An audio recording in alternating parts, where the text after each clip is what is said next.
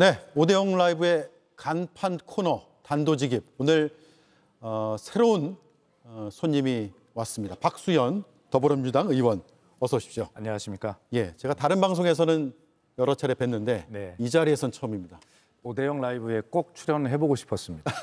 예, 제가 요청을 드렸는데 바쁘신 것 같던데요? 그렇지 않습니다. 앞에 우리 김성태 대표님과 우상호 두 분 전 원내대표가 아주 명불허전으로 보여주던 그 코너인데 그 자리에 대신 앉게 되어서 부담도 크지만 열심히 해보겠습니다. 예. 네. 자, 김성태 전 원내대표 어서 오십시오. 예, 반갑습니다. 예. 저도 새로운 짝꿍 좋습니다. 민주당이 실질적으로 지금 가장 다양한 목소리 중에서도 그래도 민주당이 가장 합리적이고 객관적이고 균형적인 그런 스피커로서의 상당히 이미지는 뭐 국민들도 상당히 호감도도 좋고 예. 뭐 그런 측면에서 저는 뭐 큰 기대를 하고 있습니다. 예. 자, 시작할 때는 서로 덕담도 주고받고 좋습니다. 자, 김민석 후보 청문회 얘기로 바로 들어가겠습니다. 의혹이 다 해소됐습니까? 아니면 안 됐습니까? 예, 저는 뭐 거의 됐다 이렇게 보고 있고요. 우리 김성태 대표님이나 저나 사실은 이런 문제에 대해서 뭐 깊이 이해를 하고 있는 이슈라고 생각을 합니다. 그러나 국민 눈높이로 보면 좀 설명이 미진할 수가 있습니다. 그러나 현실은 그렇지가 못한 괴리가 있는 것이죠. 이것을 정확하게 제도 개선을 통해서 명확하게 해야 되는 문제인지에 대해서 정치인들은 사실은 다 깊은 고민이 있는 그런 문제이기 때문에 아마 제 입장에서 정치인의 입장에서 보면 국민 눈높이에 조금 미진하더라도 이 정도면 뭐 어느 정도 해명이 됐다 이렇게 볼 수 있겠습니다. 예. 예, 좋습니다. 지금까지 인사청문회 제도가 만들어지고 총리청문회를 19번 했어요. 19번 하면서 이렇게 정인이나 참고인 한 명 없이 이렇게 깜깜이 오로지 김민석 후보 내정자 입에만 매달린 그런 청문회는 이번이 처음이에요. 아마 이게 처음이자 마지막이 될 공산이 큰데 뭐 그런 측면에서 청문회 준비를 위해서 여야 나름 민주당 입장에서는 공격을 방어해야 되고 우리는 제대로 된 공격. 청문회라는 게 뭐 이게 질문하고 답하는 그런 자리를 만드는 건데 뭐 그런 측면에서 여전히 김민석 후보 내정자의 그런 사적 채무 관계에 맹쾌한 그런 해명 그리고 청와대 석사학위 부분에 대해서 자료지체로 한 그런 그 엑셀 자료 예. 그 자료 하나에 그냥 의지한 그런 국민의힘 입장에서도 안타까워 아쉬운 대목이 있지만은 이게 이제 청문회라는 것은 발품을 팔아가지고 그 후보자 내지는 그 진영에서 꼼짝달싹 못하게 해가지고 이게 한 방을 터뜨려야 되는데 지금 현재까지 야당이 한 방을 터뜨리지 못해서 저희 후배들에게 제가 대단히 안타까운 마음입니다. 예. 실망하셨나요? 뭐 실망까지라기보다는 하여튼 좀 안타깝습니다. 예. 아쉽고. 발로 안 뛴 것 같나요? 그렇죠. 어느 야당에게 집권 세력들이 청문회 뭐 준비 잘하라고 야당에게 뭐 자료 요청한 자료 그렇게 뭐 제대로 제출한 적이 없거든. 예. 우리도 옛날에 집권할 때 우리가 총리대에서 오면은 뭐 늘 민주당에서 제대로 된 자료 하나 없이 이 청문회 자리에 섰습니다. 그리고 이제 시작을 하는 건데 그러면서 자신의 발품을 팔아가지고 한 방을 만드는 거거든. 그게 안 나오니까 좀 아쉽죠. 예.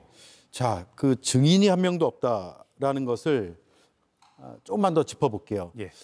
시청자들이 궁금해하실 부분이 이거 같습니다. 일단 증인이 한 명도 없는 청문회, 첫 청문회다라는 그 프레임의 이면에 왜 한 명도 없을 수밖에 없었냐, 누구의 잘못인가가 궁금할 것 같거든요. 어떻습니까? 우선 저는 뭐 여당이 되어서 좀 이게 여당에 적응하려면 시간이 좀 필요할 것 같은데 네. 이런 입장일 겁니다. 국민의힘의 전략이 좀 부족했다 이렇게 보는 것인데요. 우선 주진우 의원이 제기한 이 사적 채무의 문제 뭐 이런 문제들에 대해서 국민의힘 의원들의 어떤 조직적인 팀플레이가 좀 부족해 보이고 주진우 의원 혼자만 뛰는 뭐 이런 모습이 보였는데 역량이 부족한 것이죠. 예. 자, 증인 채택 문제에 있어서도 그거를 증명하려다 보니까 사실 증명이 안 되는 주제를 가지고 온 거예요. 아까 현실적으로 그렇다고 말씀드렸잖아요. 그런데 무리한 증인을 전 배우자를 하다 보니 여당 입장에서는 이것을 동의할 수가 없는 거죠. 그러다 보니까 서로 이것이 이게 서로 에스컬레이트가 돼가지고 결과적으로는 증인 채택이 아무것도 합의가 안 되는 네. 여당 입장에서는 아무 편안한 정말 편안한 그런 청문회가 된 것이죠. 그렇게 해서 야당이 애초에 밝혀질 수가 없는 그러한 주제를 택했고 거기에 증인 채택을 무리하게 하다 보니 증인 채택을 하나도 하지 못한 야당으로서는 판이 깔린 이 청문회에서 아무런 득을 거둘 수 없는 그런 예. 전략의 부족이었다 이렇게 봅니다. 예, 여당의 일각에선 그런 시각도 있어요. 국민의힘에서 아예 증인 없는 청문회를 작정했냐? 뭐 그렇게까지는 아니고요. 만들기 위해서 네. 무리하게 애초에 증인 채택을 하자라고 주장을 했다가 그걸 거두어들인 거 아니냐. 예. 저도 그 프레임에 나중에 갇힐 수 있다고 우려했어요. 예. 특히 민주당은 그렇게 이게 여대야서 전국이 되고 난 이후에 그러니까 22대 지금 국회 원구성 관련해가지고 협상을 해봤잖아요. 21대도 해보고. 그러니까 민주당은 협상하다가 안 되면 끝까지 나름 해보다가 안 되면은 자기들끼리 또 원구성 해버려요. 예. 그래서 이제 그게 이제 대표적으로 21대 후반기 원구성인데 재선 국회의원까지 국회 상임위 위원장 전부 다 차고 앉으면서까지 국민의힘 삼선 의원들로 완전 그냥 한 명도 상임위 위원장 자리를 맡지 못할 정도의 그런 상황을 만드는 사람이 또 민주당입니다. 그렇다면은 이번 청문회 이 뭐 정인 창구의 전략도 제가 처음에 그런 분위기를 제가 감지하고 좀 지도를 했어요. 의원들한테. 이게 전체 부분은 사생활 영역이고 거기는 아무리 뭐 청문회지만은 말 못할 또 관계가 있는 건데 거기까지 할 필요 없다. 되려 그 코넬 대학교 보낸 그 자제분의 그 유학 자금 누가 됐냐? 그거면은 예한 송금하는 것은 전부 한국은행에 통보되게 되기 있으니까 그 자료가 있으니까 처음부터 그 자료 요구를 해라. 그걸 손에 쥐는 게 되려 맞는 거지. 근데 하여튼 민주당은 그 빌미가 됐어요. 예. 부실이 됐어. 그래서 지금 정인 참고인이 한 명도 없게 된 겁니다. 예. 그렇다고 해서 정인 참고인을 한 명도 또 안 내셔주는 민주당이 잘한 걸 가지고 이야기하는 거 아닙니다. 예. 그런데 이 부분에 대해서 이제 청문위원이었던 전용기 의원의 이야기를 진짜 들어보니까 근데 전략부재라는 주장을 제가 계속 하지 않습니까 야당에. 그런데 야당의 청문위원들끼리 이 증인 채택의 문제에 대해서 의견 통일이 안 돼가지고 현장에 와서 우왕좌왕하는 모습을 계속 보였다는 거예요. 예. 그걸 바라보는 민주당 입장에서는 잘 됐죠. 그러면서 그 부분을 집중 공략해 들어가면서 결과적으로는 증인이 없는 그런 청문회가 이루어지게 된 것인데 하여튼 제가 볼 때는 좀 야당답지 못한 전략의 부재가 이런 상황을 만든 것이고 여당으로서는 비교적 김민석 후보자가 좀 비교적 순항한 그런 청문회를 예상보다 쉽게 그렇게 좀 치른 것 아닌가 이런 평가를 하고 있는 것입니다. 예. 그러면 여야의 합의 없이 청문 보고서가 채택될 가능성도 지금 꽤 있어 보이죠? 그러니까 지금 이제 김민석 내정자를 총리로 이제 지명하는 것은 이거는 뭐 시간 문제예요. 국회가 절대적인 뭐 지금 이제 의석수의 우위를 지금 민주당이 가지고 있기 때문에 그래도 이제 국회에서 첫 이재명 이제 정부의 초대 총리니까 국회에서 여야 간 합의에 의해서 예. 청문 동의안이 채택이 되면은 이재명 대통령 입장에서 훨씬 뭐 임명하는데 마음이 편하겠죠. 뭐 그런 측면에서 그거는 상당히 전략적인 판단이에요. 이번 같은 경우는 사실상 이 김민석 지금 후보 내정자 같은 경우는 사적 채무 관계 이것도 뭐 워낙 뭐 재산도 뭐 워낙 미미한 사람이 돼가지고 좀 뭐 이 부분은 그건 뭐 저는 지금도 한 6억 이 사적 채무 관계를 이번에 소명은 했습니다만은 그걸 가지고 뭐 또 국회의원님은 다 경험한 출판 기념회 그 현찰 들어오는 그 통을 또 이것 때문에 완전 원천 봉쇄 당하는 것도 예. 그것도 참 국회의원 입장에서는 아플 거예요. 막 그리저리 한다면은 상당히 뭐 이번 같은 경우는 전격적인 총리 이 지명에 대한 뭐 협조를 해주고 네. 다음에 다른 걸로 가지고 야당은 야당다워야 되는데 국힘은 지금 현재 민주당을 제대로 공격하고 정부를 견제 비판을 하려면 국힘 자체가 자정 노력을 통해서 변화 쇄신이 그게 우선이에요. 예. 그렇게 하고 국민들 앞에 나서야 말빨이 먹히는 겁니다. 우리 김성태 대표님 말씀에 저도 전적으로 동의하는 게 지금 국민의힘이 사실은 진짜 한방다운 한방을 가지고 나오더라도 사실은 당내 상황 때문에 국민의 신뢰를 아직 다 회복하지 못한 상황에서 그것을 국민께서 더 곱게 정말 한방답다 뭐 이렇게 동의하실 것 같지는 않거든요. 그렇기 때문에 지금 당내 상황의 문제 이런 문제 때문에 뭐 더 어려워 보이고요. 말씀하신 대로 제 생각에도 기왕에 총리 후보를 낙마시킬 만한 그러한 어떤 사안이 없다면 적극 협조를 하고 당내 문제를 잘 회복하면서 아마 이어지는 장관 청문회를 야당이라면 전략적으로 한번 노려서 야당의 모습을 한번 보여주는 그런 전략을 가는 것이 맞지 않겠나라는 그런 생각을 여당이지만 저도 해보는 중입니다. 예. 네. 그 정홍원 이제 박근혜 대통령 시절이에요. 정홍원 총리가 사퇴하고 난 이후에 그때 이제 안대희 이제 대법관을 총리로 지명을 했는데 이 뭐 낙마를 했어요. 인사검증 과정에서 국회 청문회 과정에서. 그 다음 또 한 사람이 문창극 아시죠? 그분은 또 역사관 때문에 민주당이 집요하게 그때는 민주당이 진짜 많은 발품을 팔았어요. 예. 그 꼼짝 달싹하지 못하게 또 뭐 때려버렸어요. 그래서 이제 두 번의 총리 낙마 경험이 있습니다. 그러니까 국민 여론이 결론은 이 지금 총리 청문 절차를 가져가면서 여론이 어떻게 형성을 대통령은 그걸 볼 수밖에 없어요.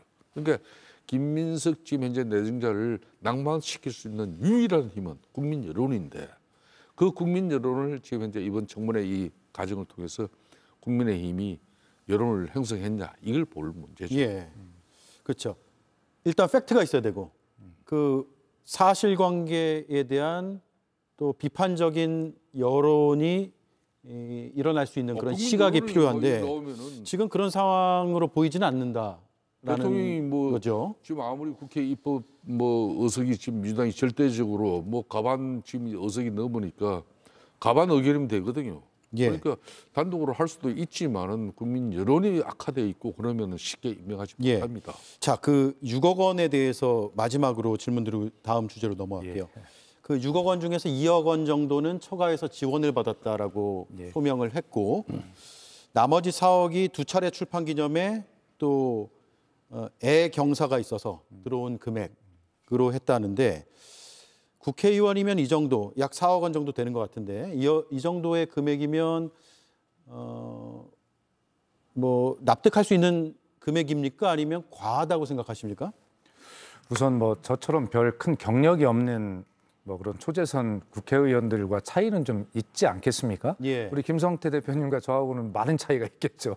예. 그러나 그런 제 입장에서 보아도 뭐 이런 정도 한 5년에 걸쳐서 그런 출판 기념회 이해와 그 경조사 뭐 이런 것들을 포함해서 이 정도 금액이면 또 김민석 후보자 그런 어떤 뭐 정치 낭인의 시절도 겪긴 했습니다만 그 위상과 뭐 이런 것들을 보면 뭐 정치인들은 뭐 이 정도면 뭐 충분하게 납득이 될 정도의 뭐 그런 정도 금액이라고 생각합니다. 예. 이게 청문회장에서는 막 문제 제기를 해도 뒤에서는 뭐 저 정도 금액이면 일반적으로 국회의원들은 들어오지 않느냐 이런 얘기를 할 수도 있을 것 같아서 그게 궁금해서 질문을 드렸거든요. 그렇게 뭐 위장전입이라든지 차명 부동산이 있고 차명 뭐 그런 뭐 재산이 금융자금이 이런 것들이 이런 걸 이제 찾아내고 이래가지고 터뜨리면 꼼짝달싹 못하는 건데 지금 논란된 부분은 이건 참 다만 이런 거였어요. 2002년, 2007년, 2008년 연속적으로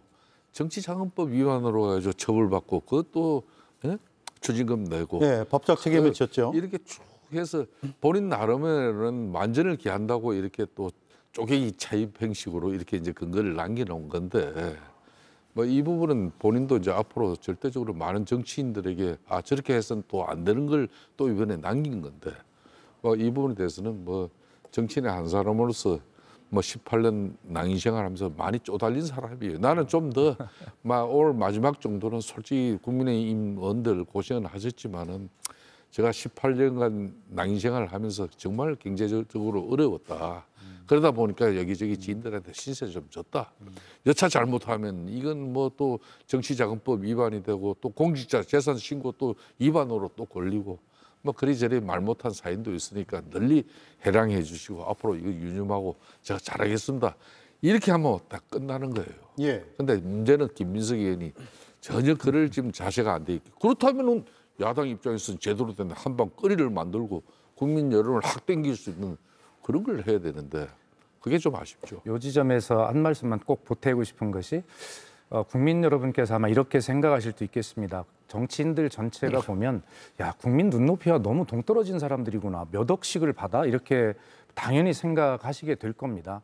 그러나 저도 뭐 부모님을 국회의원 재직 중에 돌아가시고 뭐 이렇게 했습니다만, 그런데 그때 이제 잠깐 그 경조사비가 이제 들어오는 이런 부분들이 있는데, 이것을 뭐냐면 평생 갚아야 될 빚입니다. 예. 그러니까 부담이 마음에 항상 있고, 뭐 이걸 언제 다 갚지? 그리고 사실 계속 그만한 어떤 애경사에 또 해야 되고 뭐 이런 문제가 있거든요. 그래서 첫째, 딱 들리는 금액으로는 국민 눈높이보다 엄청 크고 국회의원들에 대한 신뢰가 더 떨어지실 수 있을지 모르지만, 국회의원들도 사람인 이상 이렇게 은혜를 입었는데 이걸 다 평생 갚아야 되는 빚이기 때문에 예.